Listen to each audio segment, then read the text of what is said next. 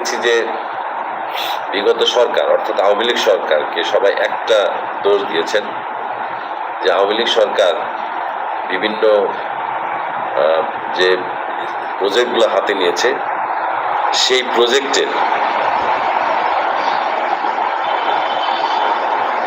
আলহামদুলিল্লাহ এখন মোটামুটি ভালো আছি, তবে ঠান্ডা এখনো কমেনি, এখনো নাক এবং কান বন্ধ আছে। মাত্র ওষুধ দিয়ে নাকে ওষুধ দিয়ে বসলাম, সকালে বসতে পারি নাই কারণ অতিরিক্ত ঠান্ডা। তো যে কথা বলছিলাম সেটা হলো যে সবাই বলছে যে আওয়ামী লীগ বিভিন্ন যে প্রজেক্ট গ্রহণ করেছে সেই প্রজেক্টের যে কাজগুলা এই কাজগুলা গ্রহণ করে করে ধীরে ধীরে দিন যায় এবং কাজের মেয়াদ বাড়ে, পাশাপাশি কাজের অর্থ বরাদ্দ বাড়ায়। অর্থ বরাদ্দ বাড়িয়ে বাড়িয়ে তারা দুর্নীতিতে অংশগ্রহণ করে। এটা কিন্তু আওয়ামী লীগের একটা দোষ দিয়েছেন সবাই। যত এই 5ই আগস্টের আগেও আমরা দেখেছি যে সমস্ত ডিপার্টমেন্ট কিন্তু আওয়ামী লীগের এই দোষটা দিয়েছেন যে যারা কাজের পরিধি বাড়ায়, কাজের সময় বাড়ায়, সময় বাড়িয়ে তারা কাজের অর্থ বাড়ায়, বাজেটে অর্থ বাড়িয়ে সেই টাকাটা দুর্নীতি করে। এরকম একটি কাজ আমরা দেখেছি যে শেখ হাসিনা একটা উদ্যোগ নিয়েছে যে প্রতিটি জেলায় একটি করে স্টেডিয়াম হবে, যে খেলাধুলার উন্নয়নের জন্য প্রতিটি জেলায় একটি করে স্টেডিয়াম করার একটি কার্যক্রম সে হাতে নিয়েছে। এবং এই স্টেডিয়াম হাতে নেওয়ার পর সে একটা মোটামুটি তার একনেকের বৈঠকে একটা বাজেট সে বরাদ্দ করেছে 2016 থেকে 2016 সালে এই উদ্যোগগুলি গ্রহণ করেছে। এবং তিনি প্রথম পর্বে যে কাজ করেছেন সেই পর্বে প্রতিটি ইয়ের জন্য মানে স্টেডিয়ামের জন্য 51 লক্ষ টাকা বরাদ্দ করেছেন প্রতিটি স্টেডিয়ামের জন্য।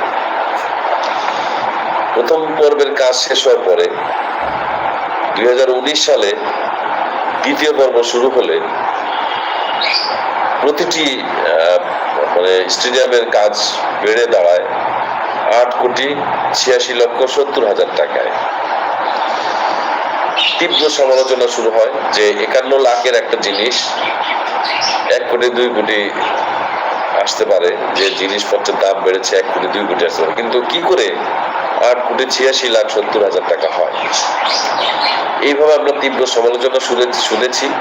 এমনকি 5ই আগস্টের পর বর্তমান সরকার, এই অন্তর্বর্তী সরকার তো শ্বেতপত্রে প্রকাশ করে ফেললেন দুর্নীতির পরিস্থিতি। তো এবং তারা বললেন নতুন এক বন্দোবস্ত হবে, নতুন বন্দোবস্ত সরকার, যেখানে বাংলাদেশের মানুষকে নানান ধরনের স্বপ্ন দেখালেন এবং বললেন যে এটা থাকবে একেবারে দুর্নীতি মুক্ত একটি সমাজ ব্যবস্থা এবং বাংলাদেশের মানুষ সুখী থাকবে, সমৃদ্ধ হবে, এই ধরনের নানান ধরনের কথা বলার পরে সবাই আশায় বুক বেঁধে রইল। কিন্তু আমরা পেলাম বিনিময় মব সন্ত্রাস এবং চাঁদাবাজি, যখন তখন মানুষকে হত্যা, যে কোনো জায়গায় ধর্ষণ, এইভাবে আমাদের সমাজ কিন্তু পেতেই থাকলো।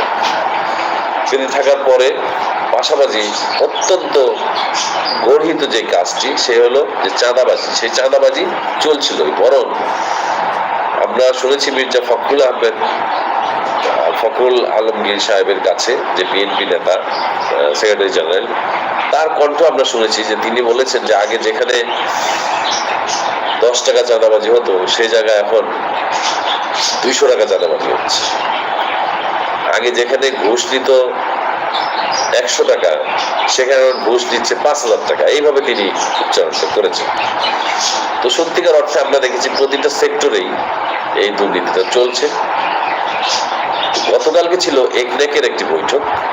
আপনারা জানেন যে একনেকের বৈঠকে বাৎসরিক যে কাজগুলা, প্রজেক্টগুলা, এগুলার টাকা কমানো, বৃদ্ধি, এগুলা হয় আর কি। একনেকের বৈঠকে যা সিদ্ধান্ত হয়, এই সিদ্ধান্তে আমরা দেখতে পেয়েছি যে শেখ হাসিনার আমলে যে ওই যে স্টেডিয়ামগুলা, শেখ রাসেল স্টেডিয়াম করেছিল প্রতিটি জেলায়, তো নাম পরিবর্তন করা হয়েছে, বলা হয়েছে এগুলা ওই জেলার নামে স্টেডিয়াম হবে।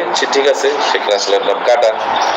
তো 131টা স্টেডিয়াম অলরেডি কমপ্লিট হয়ে গেছে শেখ হাসিনার আমলে।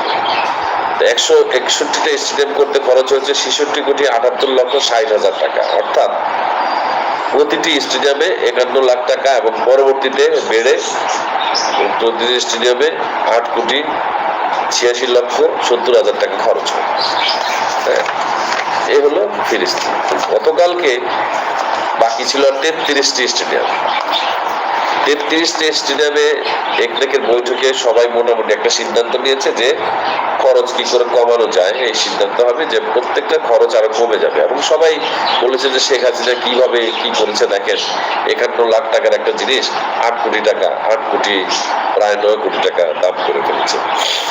তীব্র সমালোচনা করেছে, করে টরে সবাই আলাপ আলোচনা করেছে যে এখন এটা কম দাম, যত নিচে নামানো যায় সেইভাবে হবে। কিন্তু বাদ সাধলেন কে? বাদ সাধলেন স্বয়ং ক্রিয়া উপদেষ্টাকে আসিফ আহমদ সজীব ভুঁইয়া, যিনি হাঁস খেতে যান।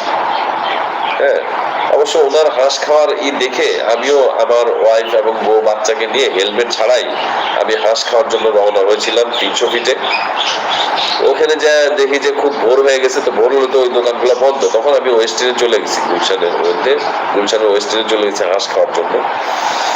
তো যাই হোক, আমার সাথে আমার ওয়াইফ ছিল, আমার বাচ্চাও ছিল একটা, তবে হেলমেট ছাড়া আমি গেছি, হেলমেট পরে যাইনি, কারণ আমাকে যেন সবাই চেনে। যাই হোক, এই আসিফ আহমদ সজীব ভুঁইয়া উনি করেছে কি, যে প্রতিটি স্টেডিয়ামের জন্য বরাদ্দ 14 কোটি টাকা করেছে। অর্থাৎ শেখ হাসিনা যে 8 কোটি টাকা ধরা হয়েছিল, সবাই চাচ্ছিল যে এটা কমাতে, কিন্তু উনি এইটাকে 14 কোটি টাকা মানে বাড়িয়ে নিয়েছে।